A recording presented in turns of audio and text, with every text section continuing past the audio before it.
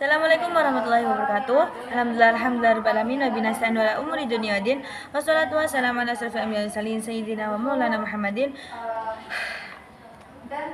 wa ala alihi wa sahbihi ajmain ambadu. Ya terhormat Dr. Abi Hanif dan juga Umida selaku mahasiswa pesantren Spirkam Larai Bani Fida yang saya hormati itu jajaran guru terluka juga dengan teman-teman saya dan atau saya berbahagia. Perkenalkan, nama saya Devina Syaptri dari kelas 9 MTS Akula Larai Bani Fida. Di sini saya akan mempresentasikan peta imajinasi saya yang berjudul tentang mustalah hadis bab kedua. Ini tentang hadis sahih lizati. Hadis sahih lizati itu definisinya adalah hadis sahih lizati adalah hadis yang sanadnya bersambung-sambung yang diriwayatkan oleh yang adil, sempurna hafalannya dari orang yang sekualitas dengan hingga akhir sanad, tidak janggal dan tidak mengandung cacat yang parah. Penjelasan dan syarat-syarat hadis sahih. Yang pertama, sanadnya bersambung. Maksudnya adalah rawi dalam sanad hadis bertali temali, tidak ada yang gugur seorang pun. Dengan demikian berarti tiap-tiap rawi pasti mendengar dan langsung dari gurunya. Oleh karena itu hadis al-mu'allaq, al-mu'addal, al-mursal dan al-munqati tidak termasuk hadis sahih sebab sanadnya tidak bersambung. Yang kedua, perawi adil. Artinya adil dalam periwayatan. Maksudnya rawi hadis mesti orang Islam, dewasa, berpikiran sehat, selamat dari perbuatan dosa besar atau dosa-dosa kecil yang terus-menerus. Bebas dari hal-hal yang menodai kepribadian, misalnya makan di pasar, berjalan tanpa alas kaki, atau tidak memakai tutup kepala. Oleh karena itu, riwayat orang yang fasik dan tidak dikenal kepribadian dan tingkah lakunya tidak dapat dikategorikan sahih karena belum jelas keadilannya. Terus ada dobit, artinya kuat ingatan. Dobit ini ada dua macam, yakni dhaibus satri, artinya ingatan rawi itu benar-benar kuat menyimpan dalam pikirannya apa yang dia dengar dan ingatannya itu sanggup dikeluarkan kapan di mana saja dikehendaki. B.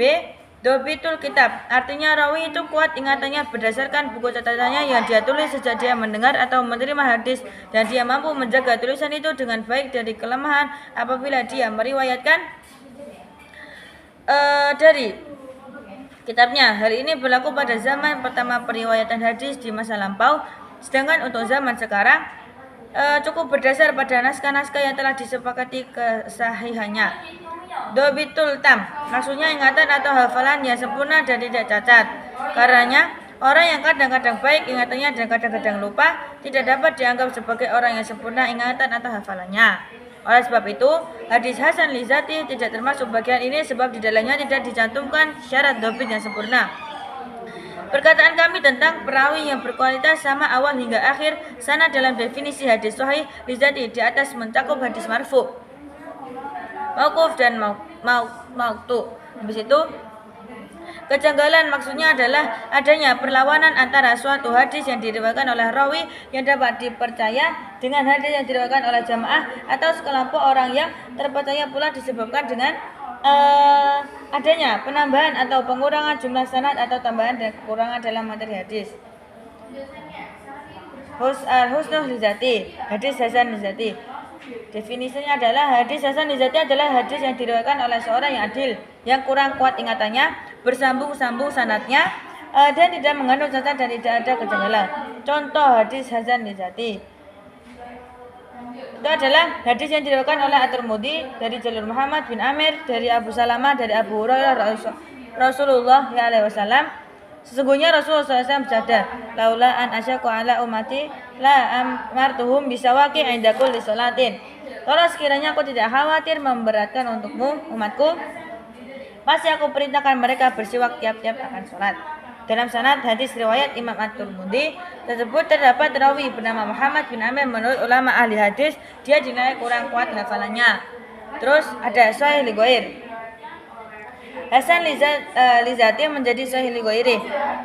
Bisa menjadi sahih li ghairi apabila menjadi kuat dengan adanya hadis yang sama dari jalur lain yang serupa atau lebih banyak. Sekalipun lebih rendah, contoh hadis hasan lizati yang naik tingkatannya menjadi hadis sahih li ghairi adalah hadis siwak riwayatnya Imam At-Tirmidzi melalui jalur Muhammad bin Amir.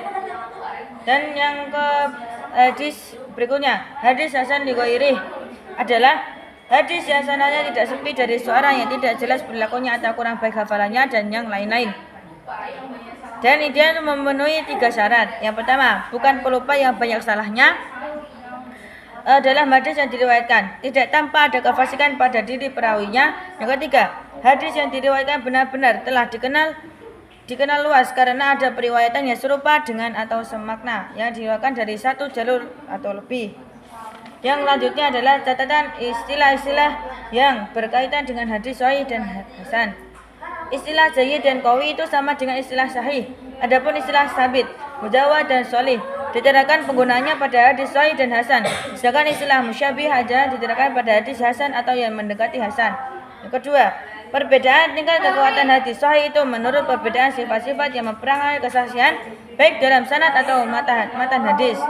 Urutan ketinggian hadis sahih adalah sebagai berikut.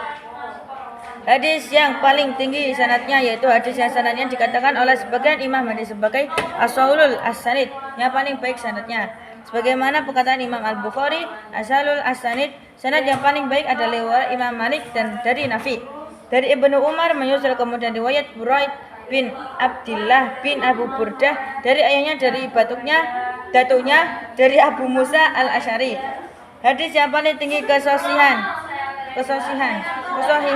matanya adalah hadis sahih yang telah disepakati oleh kedua imam hadis, yakni Bukhari dan Muslim. Hadis sahih yang hanya diriwayatkan oleh Imam Bukhari sendiri. Hadis yang hanya diriwayatkan oleh Imam Muslim sendiri. Hadis sahih yang diriwayatkan menurut syarat-syarat Imam Bukhari dan Muslim. Hadis sahih yang diriwayatkan menurut syarat-syarat Imam Bukhari. Hadis sahih yang diriwayatkan menurut syarat-syarat Imam Muslim. Hadis sahih menurut syarat selain Bukhari dan Muslim.